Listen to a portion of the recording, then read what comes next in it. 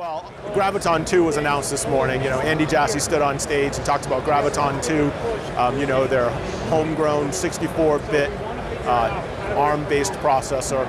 It's based on Neoverse N1 cores. They talked about it delivering 40% better performance with a 20% cost savings when compared to like M5 instances, things like based on alternative architectures. So for us, that was a big deal. We were, something we've been working on with them for a long time. We were hooting and hollering in the stands. The first generation of Graviton was based on our previous Neoverse core. It was called Cosmos, codenamed Cosmos, A72 based. And the Neoverse specific processor is significantly higher performing. They've also configured it a little bit differently in how they've gone off and built the chip. And so both the changes that we made at a processor level and to the interconnect, as well as the changes that they made in terms of putting the chip together, is what really leads to that big performance bump. ARM, when we think about computing, we really think about it all the way from the endpoint, all the way through all of that networking gear, into the infrastructure, all the way to that cloud data center, and then into HPC. We had big announcements in HPC last week. We're obviously very well known on the embedded side, very well known in the networking side, and so seeing us take a more meaningful presence in the actual data center on those core server chips is great. I mean, we've made a lot of traction lately in things like network storage and security offload. Other partners like Marvell have done some interesting stuff with guys like Microsoft in terms of launching storage servers into the Microsoft data center. We've got partners like Ampere who are bringing 80-core N1 chips to market. So a lot of different things happening, and I think this is just another example of sort of that complete compute fabric from endpoint to the core data center, just kind of evolving as we look to move to a world where there's going to be 1 trillion endpoints, and that data needs to be crunched up and down that entire spectrum. We see the infrastructure evolving. The days of having a single legacy general purpose architecture at the core of the data center and all data gets shipped to that general purpose architecture, all workloads have to be tailored for that general purpose architecture. The data has to be crunched and then hopefully you get something meaningful back. That model just doesn't scale. We're living in a world where people are looking to exploit more and more data.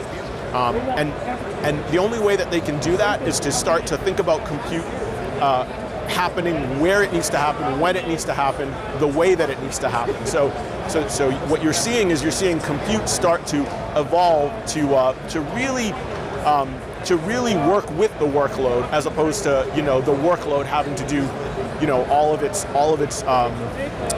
having to specifically be designed and developed for a specific compute architecture. I think this whole trend towards HPC becoming a bigger and bigger deal for AWS and frankly for cloud providers in general, I think is really interesting. I mean, when you think about things like EDA tools, or even high-end HPC that you're doing things like weather modeling and weather forecasting, those require big, expensive systems today. It's not uncommon for an HPC system to be $100 million or more.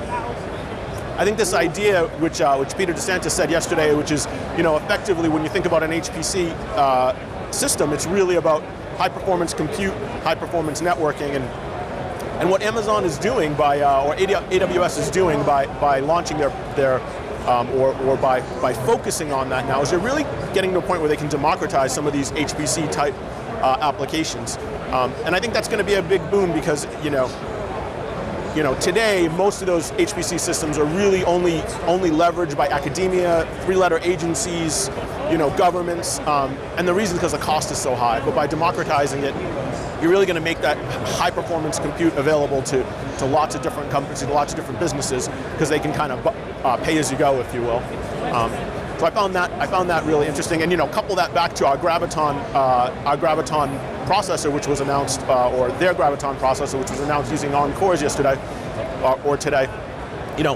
That's a perfect case of leveraging sort of the scale-out capabilities of that architecture, the scale-out capabilities of that processor to go off and do things like EDA and some of these other HPC type workloads. So it's interesting to see how those two kind of come together. I'll be really interested to see that.